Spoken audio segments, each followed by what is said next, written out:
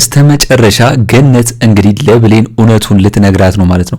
አሁን ላይ ሰላም ትክክለኛ የብሌን እናት መሆኗን አሁን ላይ እንግዲህ ልታረጋግጥላት ነው። ነገር ግን አሁን ላይ ከዚህ ቀደም አልማዝ ተብዩዋን እንግዲህ እናቷ ነው ተብላ ራሷ ገነት ስላስተዋወቀቻት አሁን ላይ ሰላምም የብሌን እናት ናት ብላ ለማመንና ይሄ ነገር ውሸት ሆኖ ደግሞ ብሌን እንድትጎዳ ማድረግ አልፈለገችም። ለዛ ነው እንግዲህ ያንን ነገር ከሳሚ ከሰማች በኋላ ያንን መረጃ ለብሌን ቶሎ ያልተናገረችው ማለት ነው። አሁን ላይ እንግዲህ እንደሚታወቀው ሳሚ ብሌን የሰላም ልጅ መሆኗን ለገነት የተናገረው ወይም ደግሞ በብሌን ስልክ ነበር እንግዲህ ለመናገር የፈለገው። ነገር ግን ገነት አንስታው ነው ይሄንን መረጃ የሰማችው። ነገር ግን አሁን ላይ ብሌንም እኮ ብትሆን ያንን ስልክ የተደወለውን ደውላ ማን እንደሆነ ማጣራት ትችላለች ብዬ ነው ማስበው። ምክንያቱም ከዚህ በፊት ስለተደወለ ያን ስልኳ ላይ ስታይ የተደወለ ነገር ካየች እንደገና ደውላ ማረጋገጥ ትችላለች ብዬ ነው ማስበው። ነገር ግን አሁን ላይ እንግዲህ ገነት እውነቱን ትነግራታለች ወይስ አትነግራትም?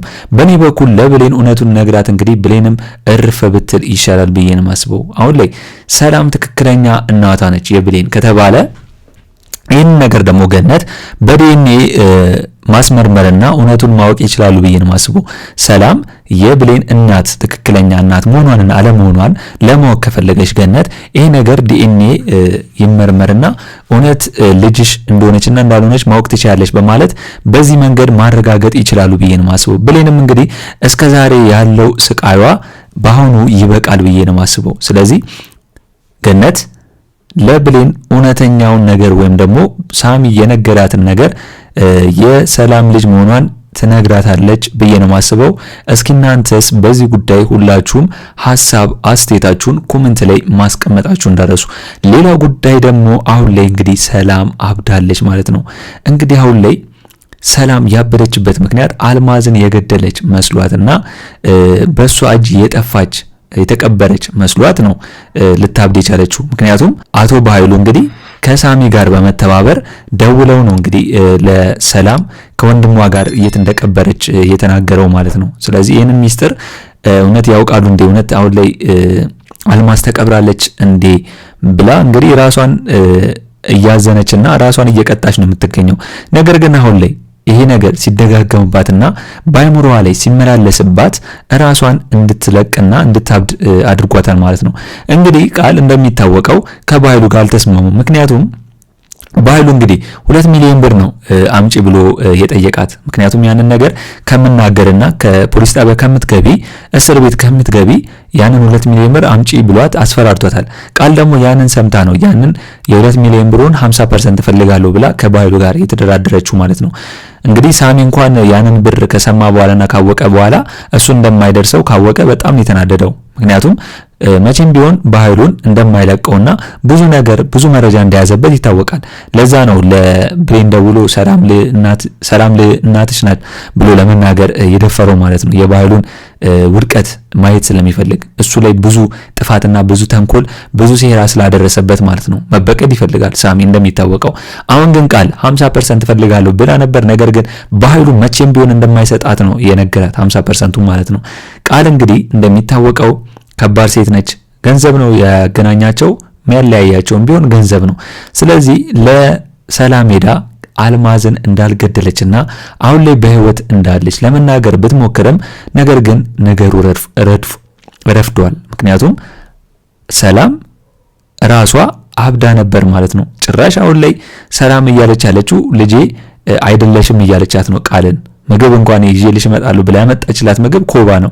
ይሄ ደግሞ ምንድነው? ጭራሽ ትክክለኛ እብደት እንደሆነ ያስታውቃል። ስለዚህ አሁን ላይ ገነት ሰላም የብሌን እናት እንደሆነች ለብሌን ከነገረቻትና እንደገና ደግሞ ብሌን አሁን ላይ እናቴ ብላ ሰላም ጋር ብትመጣ አብዳ ስታገኛት ምን ሊፈጠር ይችላል ብላችሁ የምታስቡት? ብሌን እንደሚታወቀው ቃል ሰላም ልጅ እንዳልሆነች ሚስጥሩን በሙሉ ስለምታውቅ ይሄንን ነገር እንግዲህ ዝም ብላን ያለችው። አሁን ላይ ቃል እያስመሰለች ነው ሰላም የኔ እናት ነሽ እያስመሰለች ነው እንጂ እናቷ እንዳልሆነች ራሷ ቃል ታውቀዋለች። ስለዚህ በምን መልኩ ነው ብሌን እንግዲህ የሰላም እናቷ እንደሆነች የምታምነውና እንደገና ደግሞ አሁን ላይ ካለችበት ከእብዚ እብደት ውስጥ መታላቅቃት እንዴት ይመስላችኋል? እስቲ ሁላችሁም በዚህ ጉዳይ ሐሳብ አስተያየታችሁን ኮሜንት ላይ ማስቀመጣችሁን እንዳረሱ። እንግዲህ ድሮም ቢሆን የሰላም ሁኔታ ብሌንን አስጨንቋታል። ምክንያቱም ያ ሰውዬ ከነገራት በኋላ ወይም ደግሞ ሳሚ በአዲስ ስልክ በአዲስ ሲም ደውሎ ከነገራት በኋላ ሰላም ደንግጣለች። ምክንያቱም እንደሚታወቀው አረብ ሀገር ሰርታ ለፍታ ነው እዚህ የመጣችው ልጇን ፈልጋ። ስለዚህ ያን ያህል በቂ የሚባል ብር ላትይዝ ትችላለች። አሁን ላይ አቶ በኃይሉ በዚህ በዛ ብሎ ገንዘብ ለመቀፈልና ከሷ ለመቀበል 2 ሚሊዮን ብር ከእህቱ ላይ ለመቀበል ያሰበውን ነገር እንዴት ነው ብሌን ልታስወ የምትችለው? ቃል እንግዲህ ለማስተው ሞክራ ነበር በገንዘብ ስለተጣሉ። ነገር ግን አሁን ላይ ሰላም በኖርማል አለመሆኗና እብደት መጀመሯ ቃልም ቢሆን በጣም ያነደዳት። ጭራሽ ከቤቴ ውጭልኝ ብላ ልጅ አይደልሽም ብላ ማባረሯ ደግሞ ለቃል በኔ በኩል ጥሩ አይሆንም ብዬ ነው የማስበው።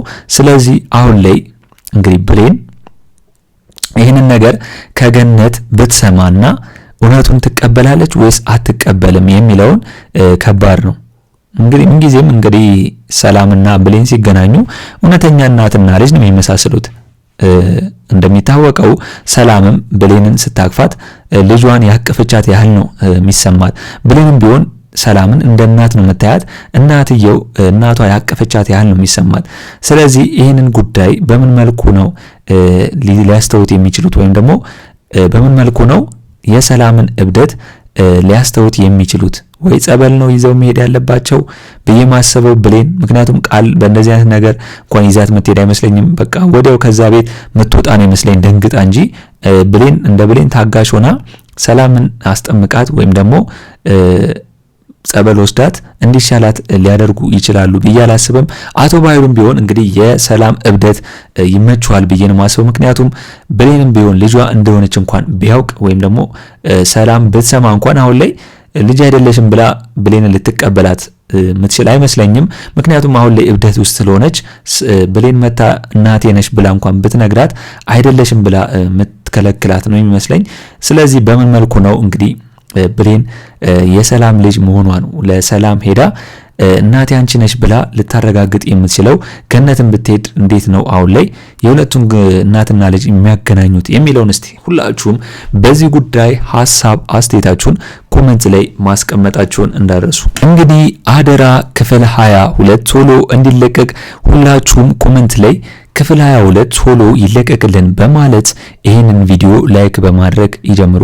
እንግዲህ አሁን ላይ ገነት መስማቷ በጣም ደስ ብሎኛል። ይህንን መረጃ አሁን ላይ ገነት ስለሰማች ለብሌን ደግሞ ሳትናገር ከሄደች ራሷ ይህን ነገር እያብሰለሰለች ከምትጨነቅ ለብሌን ተናግራ እውነቱም የሆነ ውሸት በራሷ በኩል እንድታረጋግጥ ማድረጓ ልክ ነው ብዬ ነው ማስበው። አሁን ላይ እንደሚታወቀው ሳሚ በኃይሉን ለመጉዳትና የእሱን ውድቀት ለማየት ነው የሚፈልገው።